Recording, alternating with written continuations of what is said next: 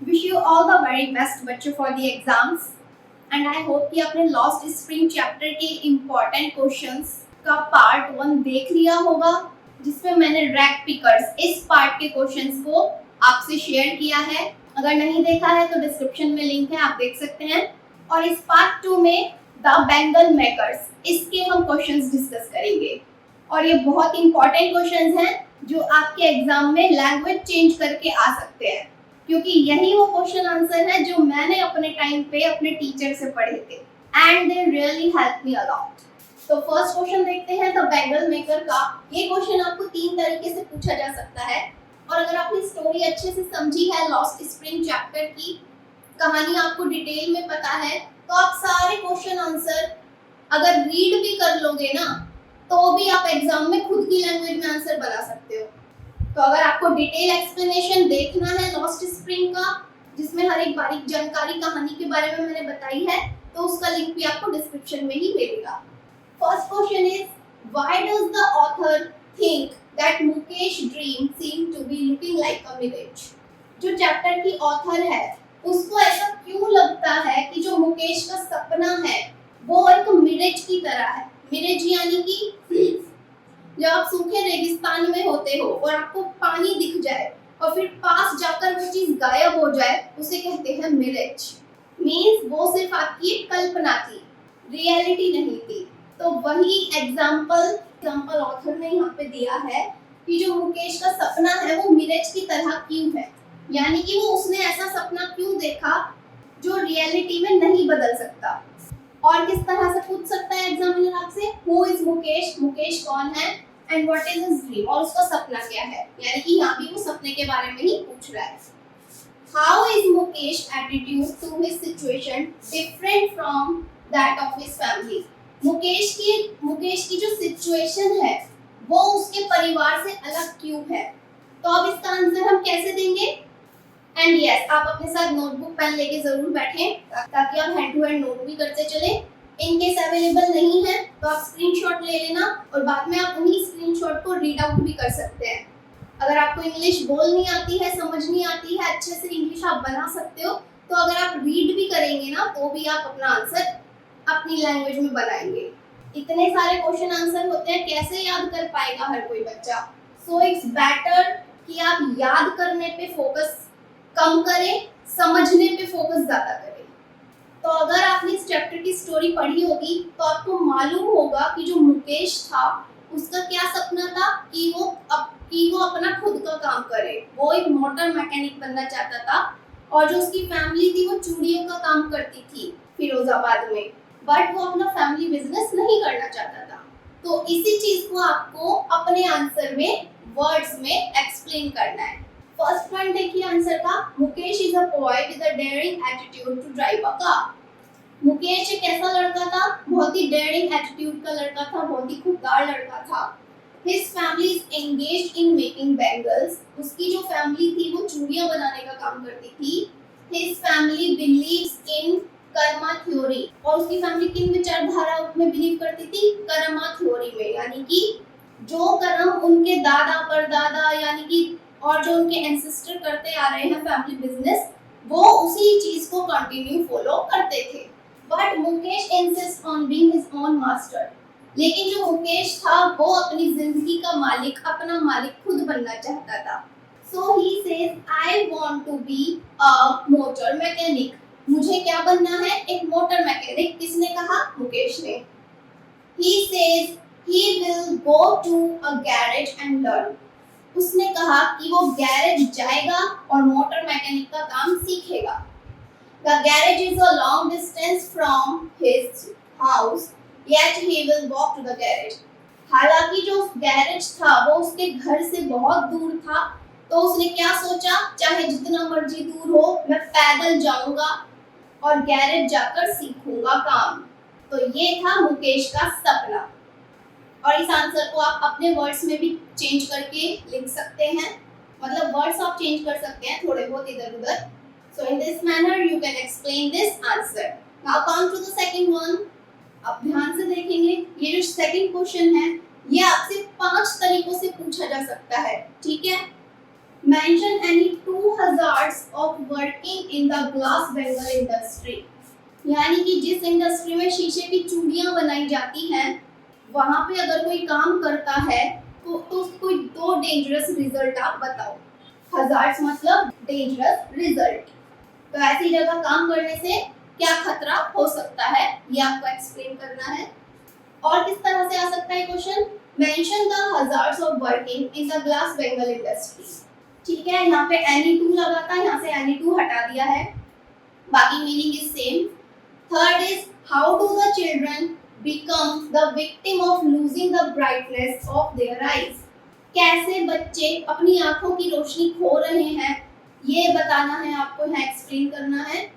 और कैसे आ सकता है question, describe the working condition of Bengal workers in Firozabad.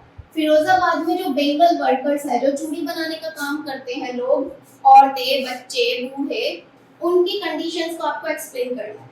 And और किस तरह से आ सकता है, what is the condition of the children working in the glass furnaces of Firozabad. Firozabad में जो शीशे की भट्टियां होती हैं, जहाँ शीशे का काम होता है, वहां पे जो बच्चे काम करते हैं उनकी कंडीशन को आपको एक्सप्लेन करना है। फर्नेसेस यानी कि भट्टियां, क्योंकि चूड़ियां पकाई किस में जाती है, भट्टियों में ही। ठीक है, तो एक क्वेश्चन को इतने लैंग्वेजेस में एग्जामिनर आपसे पूछ सकता है। और भी क्वेश्चन हो सकते हैं एग्जामिनर के पास, हो सकता है वो इसमें ही थोड़ा बहुत और चेंज कर दे, थोड़ी और अपनी लैंग्वेज बदल दे। तो आप क्वेश्चन आइडेंटिफाई कर लेना, अच्छे से पढ़ लेना क्वेश्चन को कि हाँ ये तो हमने वहां पढ़ा था और इसमें मुझे ये आंसर देना है। आंसर तो मैं आपको बता ही रही हूँ, बट आपको सिर्फ और सिर्फ क्वेश्चन आइडेंटिफाई करना है, क्वेश्चन अच्छे से पढ़ना है। और ये कोई बड़ा यूपीएससी जैसा एग्जाम नहीं है जो आप आइडेंटिफाई नहीं कर पाओगे। स्टोरी अच्छे से पढ़ी है तो डेफिनेटली आप आइडेंटिफाई करोगे। So how to answer this question, working in the glass bangle industry tedious and unhealthy. इस लाइन को तो आप हेडिंग बना देंगे। आंसर लिखने का तरीका भी मैं आपको बताती हूँ। मोस्टली आपको जो आंसर्स है पॉइंट्स में लिखने चाहिए, लाइक दिस।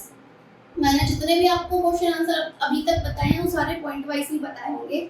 इससे क्या होता है, इंप्रेशन अच्छा पड़ता है और आपको मार्क्स फुल ऑन फुल मिलने की गारंटी रहती है। तो ग्लास बेंगल इंडस्ट्री में काम करना कैसा है, डेंजरस है और अनहेल्दी है। फर्स्ट पॉइंट देखिए, they have to work in the glass furnaces with high temperature in dark cells without air and light। उन लोगों को शीशे की भट्टियों में काम करना पड़ता है बहुत ही गर्म टेम्परेचर में, और कैसी जगह, जहाँ पे सिर्फ और सिर्फ अंधेरा होता है और वहाँ पे कोई हवा या लाइट रोशनी ये भी नहीं होता। तो एक ऐसी अंधेरी जगह में जहाँ पे ना लाइट है ना हवा है और इतनी गर्मी है, हाई टेम्परेचर है, ऐसी जगह में उन लोगों को काम करना पड़ता है और जिसकी वजह से उनको इन दिक्कतों का सामना करना पड़ता है। और वो प्रॉब्लम्स मैंने लिखी है सेकंड पॉइंट में। Working continuously throughout the day under such conditions is too hazardous for the health and eyes, especially for a large number of children working there। और इस तरह के एटमॉस्फेयर में लगातार काम करने से, पूरे दिन भर काम करने से बहुत ही डेंजरस इफेक्ट पड़ता है किस पर, हेल्थ पर, आईज पर, और स्पेशली बहुत सारे बच्चों पर जो वहाँ पे काम करते हैं, क्योंकि वो अपनी आंखों की रोशनी खोने लगते हैं। They often lose the brightness of their eyes। Third question is what makes the city Firozabad famous? Firozabad किसके लिए फेमस है? So answer is first point, the city of Firozabad is famous for its bangles। सबसे बड़ी बात, फिरोजाबाद चूड़ियों के लिए famous है, ये हर कोई जानता है। Every other family in Firozabad is engaged in the business of making bangles। वहाँ पे हर एक दूसरा परिवार फिरोजाबाद में किस चीज का काम करता है, क्या बिजनेस करता है, चूड़ियां बनाने का ही काम करता है। There are bangles makers in the narrow street of Firozabad। वहाँ पे हर एक छोटी गली में, हर एक पतली गली में चूड़ियां बनाने का काम होता है और बेंगल मेकर्स वहाँ पे रहते हैं in every house। और ये तो मैंने खुद अपनी आंखों से देखा है, क्योंकि मैं भी वहाँ गई हूँ, क्योंकि हमारे वहाँ पे 5 मौसियाँ रहती हैं तो ये सारा काम मैंने अपनी आंखों से खुद देखा है। All the members of the family can be seen welding and soldering the glass bangles in the different colors of a rainbow. वहाँ पे आप हर एक फैमिली के मेंबर को देख सकते हो, नोटिस कर सकते हो कि वहाँ पे चूड़ियों की वेल्डिंग और उन्हें बेचने का ही काम किया जाता है in different colours of rainbow. Rainbow में 7 रंग होते हैं, सातों रंग की चूड़ी और भी डिफरेंट स्टाइल, कलर्स, डिजाइन, हर तरह की चूड़ी आप वहाँ पे बनवा सकते हैं। हर तरह की चूड़ी का वहाँ पे काम किया जाता है। तो चूड़ी का काम हमारी मौसी के फैमिली में भी होता था।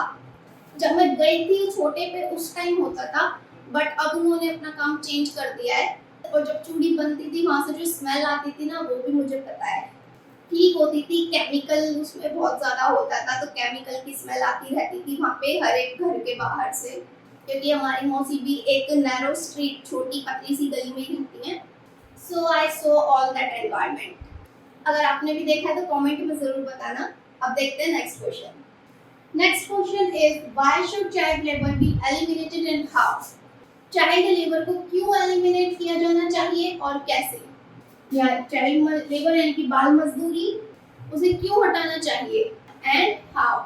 सो answer is child labour is a curse on humanity and civilisation. ये जो बाल मजदूरी है ये क्या है? हम इंसानों पर एक श्राप है, हम इंसानियत पर एक श्राप है, सिविलाइजेशन पे एक श्राप है। क्योंकि भगवान ने हमें इंसान बनाया है, इंसान अच्छे अच्छे काम करता है, ना कि किसी का शोषण करता है। तो अगर इंसान होकर आप में इंसानियत नहीं है, ह्यूमन होकर आप में ह्यूमैनिटी नहीं है, समाज में रहकर आप में सभ्यता नहीं है, तो ऐसे लोग क्या करते हैं? दूसरों का शोषण, और बच्चों से भी काम कराया जाता है, तो वो हो जाता है चाइल्ड लेबर। तो ये क्या है? एक श्राप है। It is a curse on humanity. It is ban under law. कानून ने तो इसको बैन कर रखा है, yet it goes on unabated at the industrial town like Firozabad, Sivakasi and Mirzapur.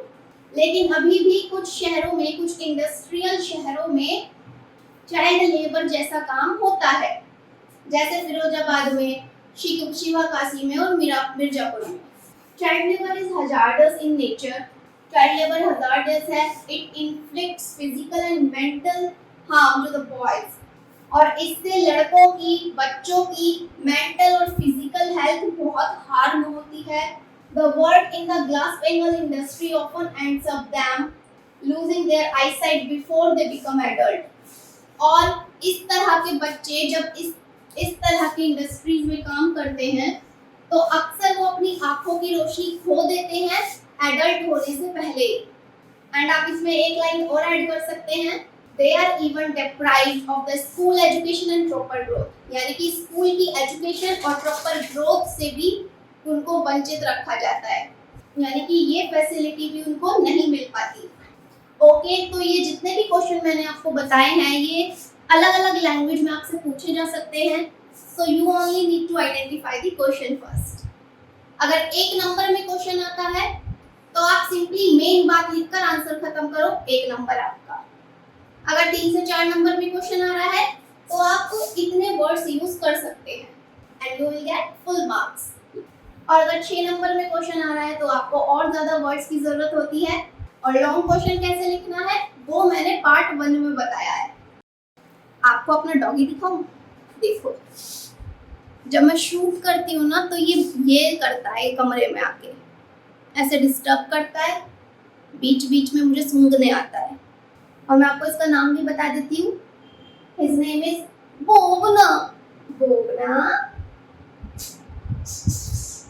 तो बच्चों ये वीडियो आप अपने फ्रेंड्स के साथ भी शेयर करना, क्योंकि उनका भी बोर्ड एग्जाम है। So these question help them a lot also.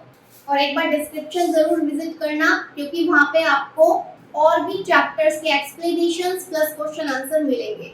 और आजकल के बच्चों को तो फोन बहुत जल्दी मिल जाता है ना, तो इंस्टाग्राम और फेसबुक पे भी मुझे फॉलो करना, क्योंकि मैंने तो अपनी आईडी बनाई थी 12th के बाद ही, जब फोन मुझे मिला था। लेकिन आजकल के बच्चों को सब बचपन से ही मिल जाता है, इसलिए सब्सक्राइब भी अभी कर लो, क्योंकि आपकी 12th के बाद भी मेरे चैनल पे आपके फ्यूचर से रिलेटेड वीडियोस आते रहेंगे। इंग्लिश स्पोकन का कोर्स आप मेरे साथ सीख सकते हैं अपने एग्जाम खत्म करने के बाद। उसके लिए आप ईमेल कर दीजिएगा, सभी इंफॉर्मेशन आपको भेज दी जाएगी। और अपनी लाइफ की किसी भी एक स्टेज में आकर आप इंटरव्यू भी ज़रूर देंगे। तो इंटरव्यू कैसे प्रिपेयर करते हैं, इंटरव्यू में क्या क्या पूछा जा सकता है, how to develop the confidence also, so ये सब कुछ डिस्कशन मेरे चैनल पे आता है। Then do subscribe now for your benefit. Now take care, bye bye.